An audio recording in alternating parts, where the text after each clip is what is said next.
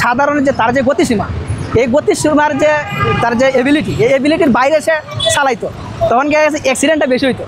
তো এই অ্যাক্সিডেন্টটা বেশি হওয়ার কারণে কিন্তু অটো রিক্সাগুলো স্থগিত রাখে আমি মনে করি ভালো। যেমন আমি এখন জিন্দাবাজার থেকে হাইটে আইছি, খুব আরামে আইছি, কিন্তু আগে কিন্তু এটা পারতাম না, কারণ হকার এবং রিক্সা সিএনজি সবগুলো একটা হজরবল সৃষ্টি করতো, তখন মানুষের মানে যাতায়াতে খুব কষ্ট হইতো। এখন এটা অন্যায় এবং এই উদ্যোগটা যেটা নিছে বর্তমান সরকারে, আমি সরকারকে ধন্যবাদ জানাই।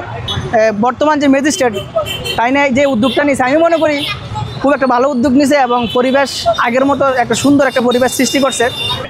এখন তারারও রুজি রোজগার বাড়ছে, মনে করি যে তারা এখন একটু বাড়াটা আগের মতোই নিয়োগ, যাতে না বাড়ায়। যদি বাড়ায় তাহলে তো মানুষের উপরে জোর জুলুমটা বাড়ি গেল।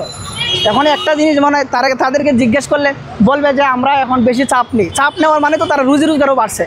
সুতরাং আমি মনে করি তারা বাড়াটা ন্যায্য নিয়োগ, জনগণের যাতে ভোগান্তি কম হয়, বা সিএনজি বা অটো রিক্সা সমিতি বা যারাই আছে তারা একটা সিস্টেমের মাধ্যমে, আইন শৃঙ্খলার মাধ্যমে যাতে কম হয় এবং নির্দিষ্ট বাড়ানো, তাহলে অন্তত জনগণের একটু কষ্ট লাঘব হইব।